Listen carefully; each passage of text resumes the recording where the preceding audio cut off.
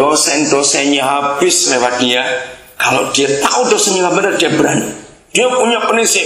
Kalau memang itu harus keluar, aku lebih baik keluar. Nggak tahu dari mana dia punya sikap hati yang sekeras itu. Kepala juga, wah, bandel sekali. Sampai suatu hari dia menemukan kebenaran Lukas 8 tentang janda dengan hakim yang lalim itu. Nah, ketika dia menemukan kebenaran itu, dia dijamah Tuhan dan dia nulis buku itu. Saya akan tinggalkan untuk saudara pinjam di tempat ini, jadikan perpustakaan, baca ya, supaya saudara mengerti bagaimana kuasa otoritas itu.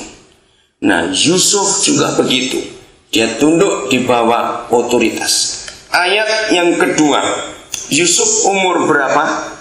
Ayo dilihat Yusuf umur berapa hari itu? 17 tahun. Jadi inilah awal perjalanan karier Yusuf sampai dia bisa menjadi mangku bumi, menjadi orang yang hebat dari umur 17 tahun. Hari itu, umur 17 itu, Yusuf terima mimpi dari surga. Masih ingat mimpinya ada 2 kali. Dia akan jadi orang hebat. Sampai kakak-kakaknya, mama papanya menyembah dia. Dia anak yang ke-11.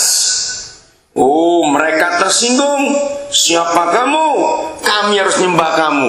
Anak kurang ajar ini, adik kurang ajar. Oh, mereka gak suka. Padahal Yusuf tidak bermaksud itu. Dia hanya cerita apa yang aku terima. Tapi justru gara-gara mimpinya itu, penderitaan dia alami. Klimaksnya dia dibuang ke sumur. Tapi Ruben, kakak sulungnya, dia bilang, kasihan adik. Lalu gimana? Lebih baik kita jual dia. Seperti orang jual ayam potong, seperti orang jual daging, seperti orang jual yang lain. Lepas dari sumur, bukan kebahagiaan dialami, jadi budak. Pasal 39 ayat 1. Kita lihat. Pasal 39 ayat yang pertama. Salah seorang silakan baca. Adapun Yusuf sudah dibawa Mesir dan ketika seorang Mesir sejauh istana Firaun telah pengawal raja membeli dia dari tangan orang Ismail dan telah membawa dia ke situ. Iya. Yusuf pergi ke Mesir, bukan turis jalan-jalan ke luar negeri. Yusuf pergi ke Mesir dijual sebagai budak. Kalau saudara membaca hidup Yusuf, maka kita akan menemukan satu kata kunci apa yang membuat Yusuf itu sukses. Ayat kedua, kalimat pertama. Yang lain silakan baca gantian. Ayo siapa saja cepat. Ayat kedua kalimat pertama bunyi apa di situ? Tetapi Tuhan menyertai Yusuf. Ya. Dengarkan yang tidak bawa kitab suci, dengarkan. Kata tetapi itu menunjukkan lawan keadaan, betul enggak? Begini. Tetapi artinya apa? Lawannya. Mengapa ada kata tetapi Tuhan menyertai Yusuf? Ini bukti bahwa di dalam keadaan yang tidak enak, budak. Siapa ingat budak itu digaji atau tidak? Tidak. Nggak ada harganya. Di zaman itu binatang peliharaan majikan lebih berharga daripada budak. Budak itu nggak ada harganya. Tetapi Tuhan menyertai Yusuf. Yang penting adalah lanjutkan ayat 2 dibaca Pak Yan. Ya, boleh dari awal ya. Tetapi Tuhan menyertai Yusuf sehingga ia menjadi seorang yang selalu berhasil dalam pekerjaannya. Maka tinggallah ia di rumah tuannya orang Mesir itu. Saudara perhatikan, sehingga inilah hasil dari penyertaan yang maha kuasa itu. Katakan amin. Inilah hasilnya, sehingga Yusuf menjadi seorang yang selalu, garis bawahi kata selalu, sehingga Yusuf menjadi seorang yang selalu berhasil dalam pekerjaannya. Kenapa? Karena Tuhan menyertai. Kira-kira semua kita senang gak kalau jadi orang yang predikatnya selalu berhasil dalam segala yang dikerjakan? Senang tidak? Pasti. Nah, dalam buku itu nanti yang saudara boleh baca gantian. Kenapa ada orang sukses? Karena tunduk pada otoritas. Yusuf tunduk pada otoritas Potifar. Dia tidak dendam, tidak marah. Karena secara logika Yusuf harus marah kepada 10 kakaknya yang membenci dia, iri hati kepada Yusuf. Bayangkan, adik nomor 11 dikeroyok 10 kakak yang semuanya laki-laki. Hancur hidup anak ini. Tetapi Tuhan menyertai Yusuf sehingga selalu berhasil. Kita lihat Pak Bohang di sini jadi berkat.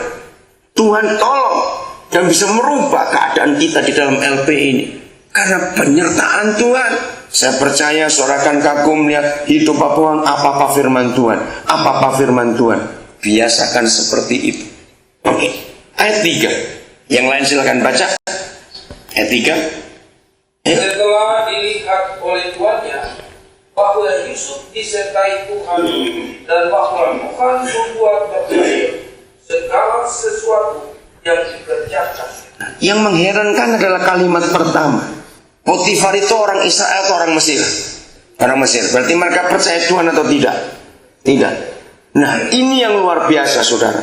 Bagaimana orang yang tidak percaya Tuhan bisa melihat penyertaan Tuhan dalam hidup orang yang percaya Tuhan.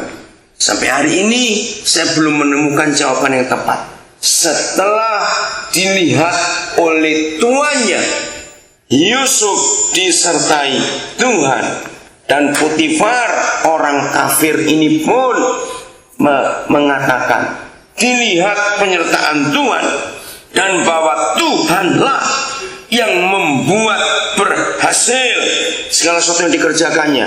Jadi Potifar ini juga tahu ini bukan karena Yusuf itu hebat, bukan karena dia pintar, dia luar biasa. Tidak. Potifar pun melihat Tuhan yang membuat dia berhasil. Saudara, secara logika, kalau kita salah lalu kita bebas, maaf kalau saya katakan ini salah ya, entah karena membunuh, entah karena mencuri, entah karena memperkosa, entah karena apa, maaf saya berkata ini secara logika. Kalau kita keluar dari sini, orang langsung percaya kita atau tidak? Tidak. Tapi saya mau katakan, sejahat apapun kita, kalau selama di dalam ini kita jadikan sekolah, tempat kita sekolah dengan Roh Kudus, maka ketika kita keluar dari sini, ayat ini akan terjadi untuk saudara semuanya. Ketika orang melihat Tuhan menyertai saudara, dan ketika orang-orang itu melihat Tuhanlah yang membuat saudara berhasil, disitulah kepercayaan orang akan timbul dalam hidup saudara. Pegang firman ini. Ayat yang keempat, salah seorang lain silakan membaca. Apa hasilnya karena Yusuf seperti itu? Ayo yang lain, ini Alkitab silakan baca. Ayat 4. Maka Yusuf mendapat kasih Tuhannya dan dia mulai melayani dia. Pada Yusuf diberikannya kuasa atas rumahnya dan segala miliknya diserahkannya pada kuasa Yesus. Katakan amin. Hebat bukan? Karena penyertaan Tuhan, bos ini, orang Mesir ini, wah heran. Lihat Yusuf ini anak luar biasa. Semua diserahkan kepada Yusuf. Bayangkan dari budak naik. Ayo kita baca sama-sama ayat 5. Ini penting sekali.